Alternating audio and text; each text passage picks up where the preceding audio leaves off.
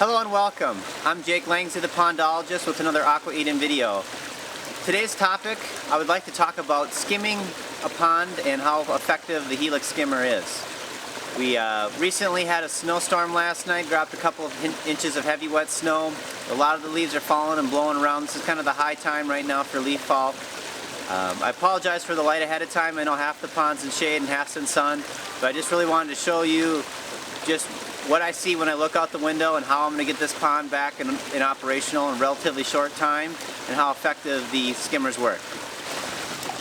Alright, I'm hunched down low here right by the Helix pond skimmer. The first point I want to point out, I don't know how the Helix does this, but this thing is totally jam-packed with leaves all the way in. You can see them backed up, both skimmers, both sides are completely full.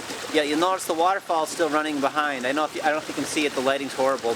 But that waterfall is running just as fast as it would midsummer without any leaf debris or anything going on. So that water is able to get through the basket, through these leaves, and still not cause cavitation to the pump. The external pump's running great. We're not having other skimmers that we've installed in the past. You get that leaves caught in the net or the brushes, it creates a dam. That pump sucks that water down and starts getting hot. And we see a lot of pumps going out early because of that. So I really like this feature of the Helix skimmer. Okay, in this video I'm not going to go into great detail about the inner guts of how the Helix works. There's other videos that show that quite well. Just we'll talk a little bit about the basket. This is the standard basket that comes with the Helix, and for about 90% of the season I've used this basket. It's easy in and out, easy to clean. But when we get into leaf mode, the fall mode, the one thing I like about this is I just put this in the shed and then I get out my leaf basket. It's a modified version, which I'll show you next and how we clean that. Okay, now that we took out the floating weir, there's some leaves that float in here, and that's one thing I like about it. Even after you take out the weir, the leaves still collect and congregate in here.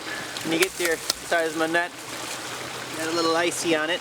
But you can kind of scoop on the top here and get some of these out. Other skimmers, you really can't clean the top up. So even though that this basket's completely packed full of leaves right now, it's still drawing leaves. They're still congregating and collecting in this area. So I'll just start dumping these out. I love shredded leaves for the garden. Put these in between the raspberries. These are like gold around here. So I collect these out. Get the majority of them out. Don't worry about getting them all. Alright, I've already kind of cleaned out the top here, but notice even with this basket still full, leaves are still coming in, congregating and collecting. So next, I'll pull the basket out. I kind of work it back and forth, rock it. There's a pretty tight vacuum that kind of pulls it down. I rock it back and forth. And here's the modified basket. When's it going to end? So there you go. So we actually took a basket, cut it, made an extender. We actually have the fabricated units that you don't have to do this, are already all complete coming. But this is just one of the earlier prototypes. So once we get it out, and see how much leaves and debris are in here. I think I'm going to change angles and show you how much leaves come out of this thing. So next, showing you the basket here, and start pulling out the leaves. And usually you don't really have to pull them all out, so I kind of get it started a little bit, flip it upside down, and just start shaking.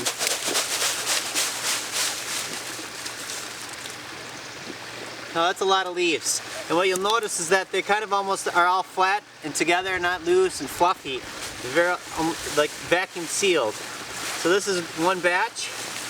I kind of have a little area that I collect them here, put them in a pile, like I said, use them for the garden. So I'll put this back in now that we got the basket nice and clear.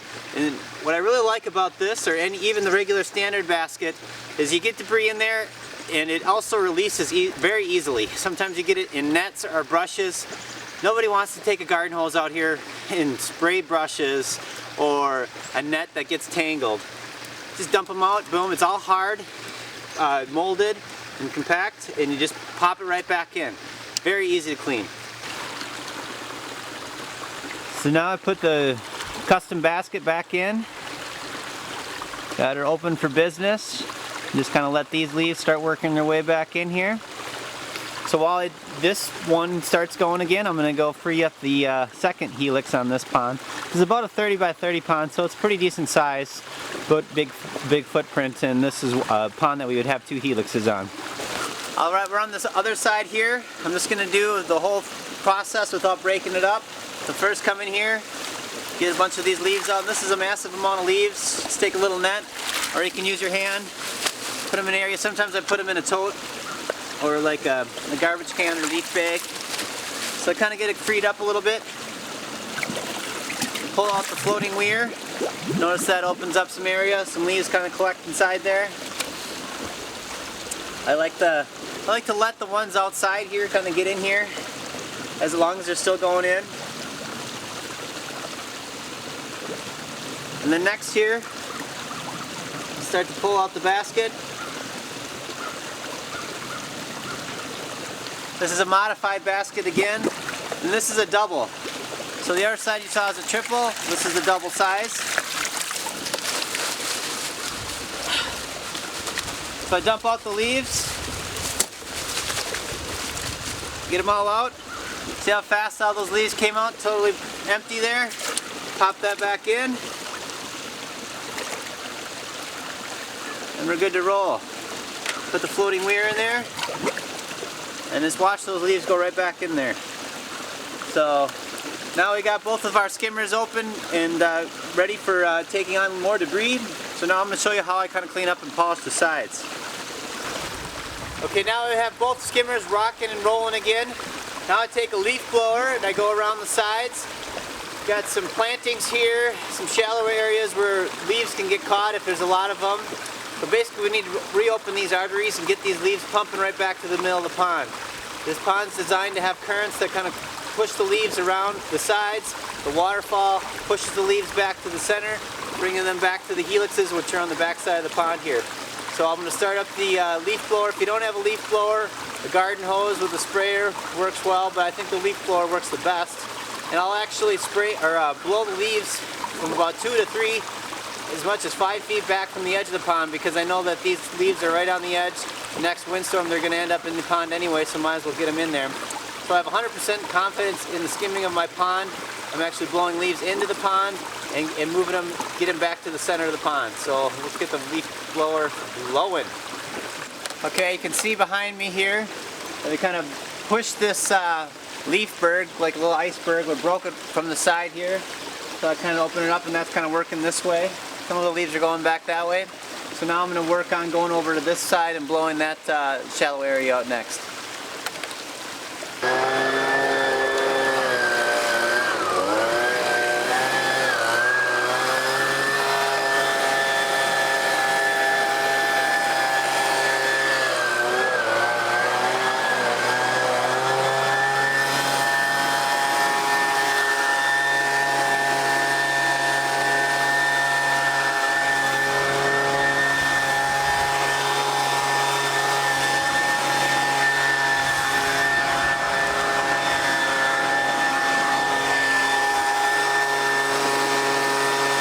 So now it took me about a minute, 2 minutes to go around the side, blow all the leaves to the center, and to free them up in some of those shallows. It's another reason I like to kind of plant plants in groupings rather than having spaced all out, because that the leaves are likely to kind of get around them in those capillaries, I guess you could call, around the sides of the pond. Now once we open those up, there's still some there. I don't try to get them all. They'll work their way out, and sometimes you have to do this process twice. If you kind of stay on it and stay ahead of it before leaf dumping, usually you don't have to do this. It's just like I said, we had a heavy leaf load fall last night, so getting it back and caught up. So now these leaves right here, they're all laying here. They're in the effective skimming zone of both skimmers, which are to my left and to my right. So now I just kind of sit back and let them do their magic. I don't have to really necessarily stay here. We'll get some more stuff done around the yard and come back after a while and clean out the skimmers again. Alright, and if I want to expedite the process, I don't really want to wait till the skimmers are filled up again, I can just take a net here, and now that they're all nice and congregated into one spot here, the skimmer is kind of pulling them into one side here, that I can just go back and forth and do some skimming here. Just do nice long sweeping motions. And push some of the leaves towards the skimmer. As you can see, as I'm scooping out here, I'm kind of pushing them back. I really don't put the extending handle, I don't go out chase leaves, let the leaves come to me, let the skimmer do the work. So we'll kind of let them congregate again up here and hit it with the net a couple times, and we're good to go. Again, this is kind of an extreme area here. We have a lot of leaves. I'm in the heavy woods. Most people would never have this amount of leaves to deal with, but I just wanted to show in the extreme case, this is what you have to put into it, and it's really not too much work. And another thing, sometimes you think you got to run out there, the leaves are gonna just sink to the bottom, and you won't be able to get at them as easily. If you got some time, they sit there, they float, they take a while to get waterlogged to the point where they actually sink. So it's not something you look out, maybe hey, when I get home from work, I'm just going to tackle the leaves, or this weekend I'm going to put some time into it. And even if some do get to the bottom, and some do, you never get them all. It's impossible to get them all. They get to the bottom, they break down, put a little bit more nutrient in there for the plants, or I just touch it up with a net in the spring and kind of get some of them as they're there. But I have very, very few leaves that actually make it to the bottom of the pond with this with the skimming and this design. So, all right, things are starting to clear up nice here. Just got some casual leaves here, strays here that are working their way to the skimmers. To the side here, I have the pile of leaves that we've collected so far today, and you can see it's a pretty good sized pile. If you really look close, a lot of these leaves are really stacked in tight with each other. Got some big oak leaves. So it's been doing a really good job with the skimming here. So I hope you learned a little bit about how the Helix works, some of the tips and tricks on how to work with heavy leaf loads. Again, most ponds won't have to deal with this, but just so when you do, or if you live in an area with a lot of wood, a lot of trees, a lot of oaks, maples and stuff with larger leaves, just know that there's a solution to help you make your pond enjoyment much more easier.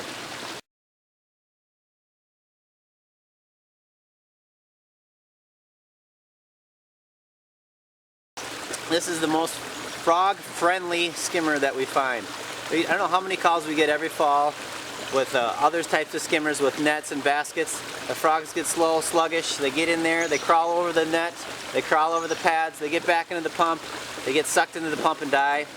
A lot of them, sometimes they come to a pump, you have 4, 5, 6 dead frogs stuck to it. Nobody wants to get down there in the cold water, clean all that intake out and clean that pump to get it back and going, and you feel bad. We're designing these ponds to be good for frogs and wildlife, so why are we killing them?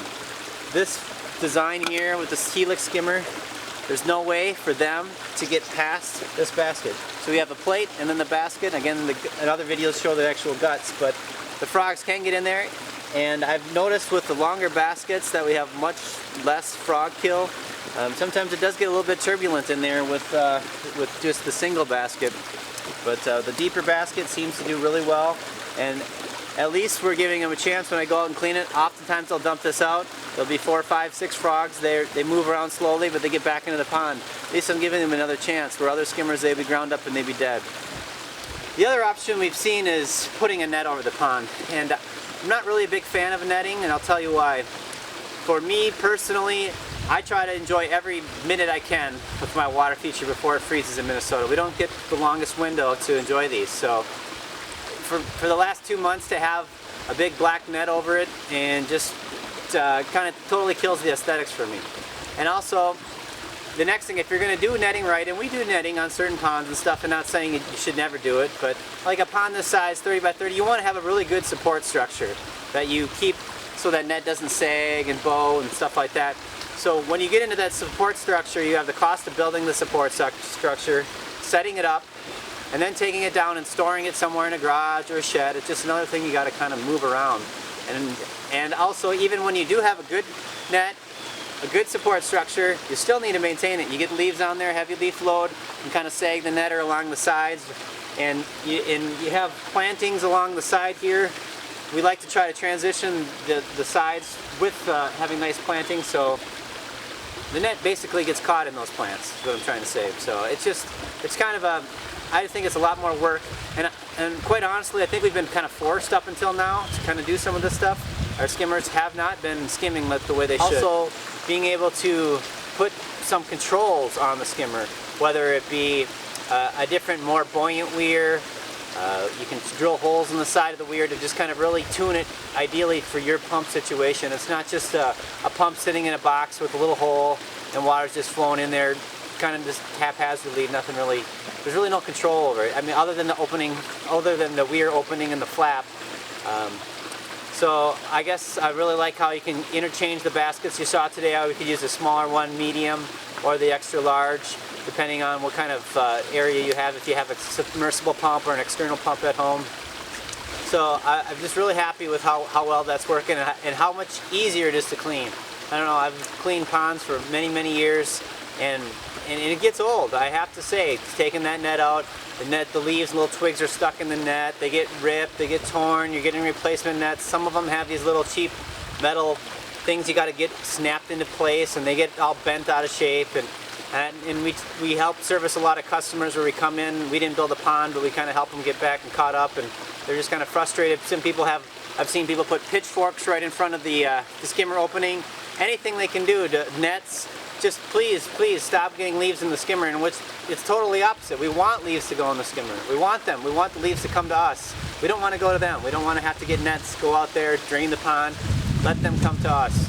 And the Helix skimmer just does a great job of that. And just the simple basket, dumping out, collects a lot of debris, easy intake and easy release and discharge of the leaves. So I just think it's just going to open up the world to a lot more people that kind of been on the fence. You know, I don't want much more work in my yard. And honestly, I don't really put a lot of work into my pond once it's set up. This time of year with the leaves, you do have a little bit more, but I put more energy into my lawn and other things in my yard than the pond. So I encourage you, if you're on the fence and you're kind of thinking about it, just watch some of these videos or talk to us on how we can make life a little bit easier in your situation. And then a little bit about how the open size is, as you can see them flowing in. I kind of get a kick out of sitting there and watching them come in and swirl and twirl around, and it's like a little kid watching a toilet bowl, I don't know. But it's just kind of a fun thing. So I don't really worry about covering the top with the cover. So you put a fake plastic rock on there, it kind of looks unsightly, looks unnatural. It's just an extra thing you have to lift. And then if you go more natural, say you put a piece of slate on there, it's just one extra step that you have to do to lift this off to get to it. And the easier it is to get to, the faster it is to clean, the more success you have, the more likely you are to clean it. So I leave it open to put some rocks to kind of overhang the edges of the skimmer to disguise it. I have some moss here, some low-growing creeping plants just to kind of disguise it. And once you get kind of a natural biofilm on the plate and the thing and the water weir, it really kind of disguises itself after a while. So I leave it open. More likely when I'm walking out in the yard, boom, look in there. I can kind of keep a monitor or keep a pulse on my skimmer, how well it's skimming, pull it out, clean it, pop it right back in. So again, really excited about this skimming. Really excited for the pond industry going forward here. I think it's huge. Working on many other things with the Helix itself and some other developments that we've been working on. Really excited to share in some future videos. But I think we've kind of reached a new time in ponds, and look forward to sharing some of that and hearing some of your experiences. Thank you.